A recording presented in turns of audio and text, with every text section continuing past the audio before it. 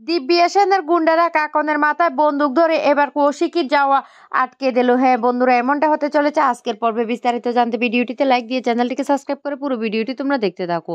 গল্পের শুরুতে আমরা দেখতে পারবো বৈদেহী গিয়ে জগদ্ধাত্রীকে খাওয়াতে থাকে আর বলতে লাগলো, তোমরা মা মেয়ে আমার হাড় মার সব জ্বালিয়ে পুড়িয়ে শেষ করে দিচ্ছ। খাও খাও খাও, জন্মের খাওয়া খেয়ে নাও।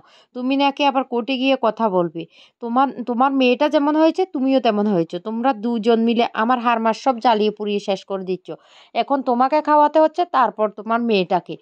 এই এই করে আমার জীবনটা শেষ হয়ে যাচ্ছে। এই কথা বলতে তখন দুর্গা সেখানে চলে আসে আর বলতে লাগলো, বাহ কি দারুণ সিনারি, দেখে না মন একদম জুড়িয়ে গেল। শাশুড়ি বৌমাকে খাইয়ে দিচ্ছে খুব যত্ন সহকারে।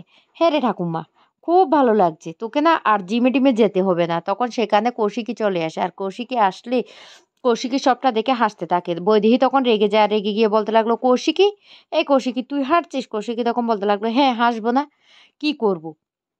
তখনই এই কথা শুনে দুর্গা বলতে লাগলো, হ্যাঁ রে ঠাকুমা, তোকে জিমে আর যেতে হবে না। তুই এইভাবে আমার আর আমার মায়ের দেখাশোনা করলে না, দেখবি তোর বডি একদম ঠিক হয়ে যাবে। যা তো যা যা যা যা যা, ময়দাটা মেখে নে। আজকে আমার মা কোর্ট থেকে আসলে সবাইকে পেট পুরে খেতে দেবো। অনেক দিন পর সবাই ভরপুর পেট পুরে খাবো। তুই লুচিটা বানিয়ে নে, তারপর কষা আলুর দম এগুলি বানিয়ে আজকে সবাই খুব আনন্দ করে খাবো। এই কথা বলতে বৈদেহী তখন বলতে লাগলো, কি বলছিস? জগদ্ধাত্রী কি কথা বলতে পারে? জগদ্ধাত্রী তো কথা বলতে পারে না, তাহলে ওকে কোর্টে নিয়ে যাওয়ার কি দরকার আছে? কৌশিকী তখন বলতে লাগলো, কাকুমণি জগদ্ধাত্রী কথা বলুক আর না বলুক, জগদ্ধাত্রীকে কোর্টে যেতে হবে। দিব্যি সেনের বিরুদ্ধে ওকে কিন্তু সাক্ষী দিতে হবে। দিব্যি সেনকে উপযুক্ত শাস্তিতে ব্যবস্থা করতে হবে। যে কোনো প্রকারে ওকে আমরা কোর্টে নিয়ে যাব। তখন বৈদেহী বলতে লাগলো, যাই করো না কেন, আমার মনে হয় না কিছুতেই দিব্যিয়ার বিরুদ্ধে সাক্ষী দিতে পারবে না জগদ্ধাত্রী। যে হাঁটতে চলতে পারে না, যে কথা বলতে পারে না। দুর্গা তখন বলতে লাগলো, এই ঠাকুমা ঠাকুমা, তোকে আমি কি বলছি? তোকে বলছি তো লুচিটা বানিয়ে নিতে।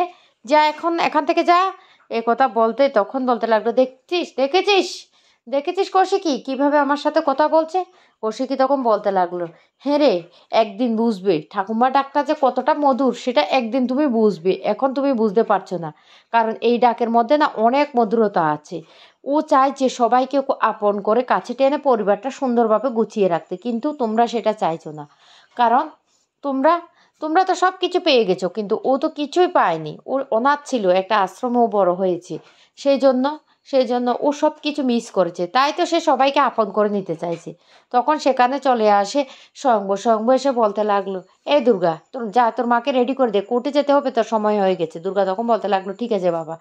তখন দুর্গা চলে যায় তার মায়ের ঘরে আর সেখানে গিয়ে সুন্দর করে সাজাতে থাকে তার মাকে। মা মেয়ে দুজন একই সারিতে রেডি হয়ে যায় আর সেটা দেখে কৌশিকী খুব খুশি হয়ে যায়। কৌশিকী তখন বলতে লাগলো, এই দুর্গা দুর্গা পারবি তো? অনেক বড় একটা কিন্তু রিস্ক হয়ে যাবে, পারবি সবটা সামলাতে? দুর্গা তখন বলতে লাগলো, কৌশিকী তুই একদম চিন্তা করবি না, সবটা আমি সামলে নেব।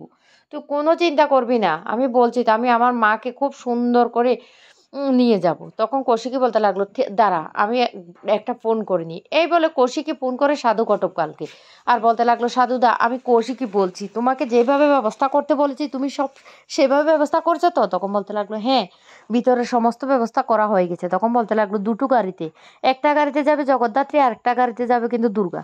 একটা গাড়ি সামলাবে তুমি আর আরেকটা গাড়ি সামলাবে কিন্তু স্বয়ম্ভু। বুঝতে পারছো? আমার মনে হচ্ছে রাস্তা কোনো কিছু একটা ঘটনা করতে পারে ওরা, তাই খুব সাবধানে জগদ্ধাত্রীকে কিন্তু কোর্টে নিয়ে যেতে হবে। সাধুদা তখন বলতে লাগলো, ঠিক আছে তোমরা কোনো চিন্তা করো না, সব ব্যবস্থা হয়ে যাবে। এইদিকে লুকিয়ে লুকিয়ে সবটা দেখতে থাকে মেহেন্দি আর মেহেন্দি বলতে লাগলো, তোমরা যাই কিছু করো না কেন কিছুতে দুর্গা সেখানে পৌঁছাতে পারবে না। আর দুর্গার অবস্থাটা কি হয় দেখো। দুর্গা যদিও কোর্টে পৌঁছায়, তারপর দুর্গার অবস্থাটা কি হয় দেখো। আজকে দুর্গাকে না সেখানে টেনে হিঁচড়ে সবাই কি অবস্থা করে সেটাই দেখো। আর কৌশিকী যখনই জগদ্ধাত্রীকে নিয়ে বেরোতে যাবে তখন সেখানে চলে আসে রাজনাথ। না, রাজনাথ এসে বলতে লাগলো, কিরে কৌশিকী কোর্টের উদ্দেশ্যে রওনা দিয়ে দিয়েছিস, চলে যাচ্ছিস? তখন বলতে লাগলো, হ্যাঁ কাকুমণি। তখন বলতে লাগলো, সত্যি কি পারবে জগদ্ধাত্রী সাক্ষী দিতে? সত্যি পারবে? তোর কেমন মনে হয়? কৌশিকী তখন বলতে লাগলো, পারতে হবে কাকুমণি, পারতেই হবে। অসম্ভবকে সম্ভব করতেও হবে। ওই দিব্যি সেন একের পর এক অন্যায় করেছে আর জগদ্ধাত্রী 20টা বৎসর শেষ করে দিয়েছে। এই হুইল চেয়ারে জগদ্ধাত্রী 20টা বৎসর কি অসহায়ের মতো জীবনযাপন করেছে, তার শাস্তি তো দিব্যাকে পেতে হবে। জগদ্ধাত্রী বলবে, আমি বলছি জগদ্ধাত্রী বলবে। তখন কোনো কথাই বলে না রাজনাথ। কৌশিকী তখন বলতে লাগলো, ঠিক আছে তাহলে আমরা এবার বেরোই। আর কৌশিকী তখন জগদ্ধাত্রীকে বলতে লাগলো, শুনতে পেয়েছে জগদ্ধাত্রী, সবটা শুনতে পেয়েছো? তোমাকে কিন্তু উঠে দাঁড়াতে হবে, তোমাকে বলতে হবে এই দিব্যা সেনই অপরাধী। এই দিব্যা সেন তোমার সাথে কি কি করেছে। অন্যদিকে দেখা যায় ডিপার্টমেন্টে স্বয়ম্ভু উৎসবের কাছে যায় আর গিয়ে বলতে লাগলো, 20 বছর আগে ঠিক যা যা হয়েছে সবটা তুই কিন্তু খুলে বলবি। আমি তোর একজন ভাই হয়ে তোকে এই অনুরোধটা করছি, বুঝতে পারছিস? তখন বলতে লাগলো, কেন কেন আজকে কি হবে কোর্টে? তখন বলতে লাগলো, আজকে জগদ্ধাত্রীকে নিয়ে আসা হচ্ছে, জগদ্ধাত্রী মুখ খুলবে, দিব্যা সেন শাস্তি পাবে। আর আমি তোকে কথা দিচ্ছি, আমি ভাই হয়ে আমি তোকে এখান থেকে যে কোনো প্রকারে বাড়িতে ফিরিয়ে নিয়ে যাব। এই কথা বলতেই তখনই উষা বলতে লাগলো, আমি না সাপকে বিশ্বাস করি কিন্তু তোকে বিশ্বাস করি না। যা শুনে স্বয়ম্ভু প্রচণ্ড রেগে যায় আর বলতে লাগলো, তুই না আর কোনোদিন পাল্টাবি না, তুই সেই অপরাধেই থেকে গেলি, তোর সাথে এবার আমি ব্যবহার করব অপরাধীর মতো। তুই একজন অপরাধী আমার চোখে, বুঝতে পারছিস? এই নন্দী চিরঞ্জিত, ওকে গাড়িতে তোলো, ওকে নিয়ে যাও। তখন চিৎকার করে উৎসব বলতে লাগলো, জগদ্ধাত্রী মুখ খুলতেও পারবে না, দিব্যা সেনের শাস্তিও হবে না, আর আমারও কিচ্ছু হবে না। এই কথা বলতে স্বয়ম্ভু তখন বলতে লাগলো, দেখা যাক, আদালতে সব কিছু হবে। অন্যদিকে দেখা যাক কৌশিকী তখন স্বয়ম্ভুকে ফোন করে আর বলতে লাগলো, উৎসব কিছু বলেছে? তখনই স্বয়ম্ভু বলতে লাগলো, না, ও আগের মতোই রয়ে গেছে, ও একজন অপরাধী বর্দি, ও কোনোদিন পাল্টাবে না। আর তখন বলতে লাগলো, তোমরা কি বেরোচ্ছ? তখনই কৌশিকী বলে উঠে, হ্যাঁ আমরা রেডি হয়ে গেছি, মা মেয়ে দুজন রেডি হয়ে গেছে, আমরা এক্ষুনি বেরোচ্ছি। এই কথা বলতে সঙ্গ তখন বলতে লাগলো, বর্দি বর্দি সাবধানে, আমার মনে হচ্ছে রাস্তায় ওরা কিছু একটা করতে পারে, তুমি কিন্তু সাবধানে থাকবে। তখন কৌশিকী বলতে লাগলো, হ্যাঁ স্বয়ম্ভু, তুমি কোনো চিন্তা করো না, তুমি ঠিকমতো উৎসবকে নিয়ে কোর্টে হাজির হও, আমরা জগদ্ধাত্রীকে নিয়ে আসছি, আর দুর্গা তো আছে আমাদের সাথে, মাথার উপর দুর্গা থাকলে আর চিন্তা কিসের। এই কথা বলতে তখন বৈদেহী সেখানে চলে আসে আর বৈদেহী এসে বলতে লাগলো, কোনো লাভ হবে না, যে মানুষ উঠে দাঁড়াতে পারে না, কথা বলতে পারে না, সেই মানুষকে কোর্টে কেন নিয়ে যাচ্ছে? শুধু শুধু অপমানিত হওয়ার জন্য? দেখবে কিচ্ছু করতে হবে না। তখন এই কথা শুনে কৌশিকী বলতে লাগলো, হবে, সব কিছু হবে, কৌশিকী জগদ্ধাত্রী উঠে দাঁড়াবে আর সাক্ষীও দেবে। মেহেন্দি তখন বলতে লাগলো, কি বর্দি, তো আপনি কি তাহলে সোনার কাঠির উপর কাঠি ছুঁয়ে দেবেন জগদ্ধাত্রীকে, তারপর জগদ্ধাত্রী উঠে দাঁড়াবে?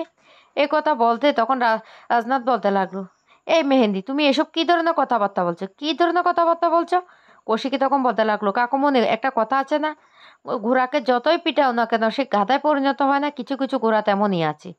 এ কথা বলতে তখন মেহেন্দি বলতে লাগলো, বর্দি আপনি আমাকে এইভাবে কথা বলতে পারেন না। কৌশিকী তখন বলতে লাগলো, তাহলে তুমি তোমার মুখটা বন্ধ রাখো, আমরা কোর্টের উদ্দেশ্যে রওনা দিয়ে দিচ্ছি, সব কিছু কোর্টে হবে, এবার কোর্টে কি হয় সেটা তোমরা দেখতে থাকো। এই বলে বেরিয়ে যায়। তো বন্ধুরা, সত্যি কি এবার জগদ্ধাত্রীকে নিয়ে কৌশিকী সেই কোর্ট পর্যন্ত পৌঁছাতে পারবে, না রাস্তায় দিব্যার গুন্ডারা ওদেরকে আটকে ফেলবে? সেটাই তোমরা দেখতে পারবে আগামী পর্বে। আর সেটা দেখার জন্য যারা এখনো চ্যানেলটি সাবস্ক্রাইব করে রাখবে, পাশে থাকা বেল বাটনটি অল করে রাখবে।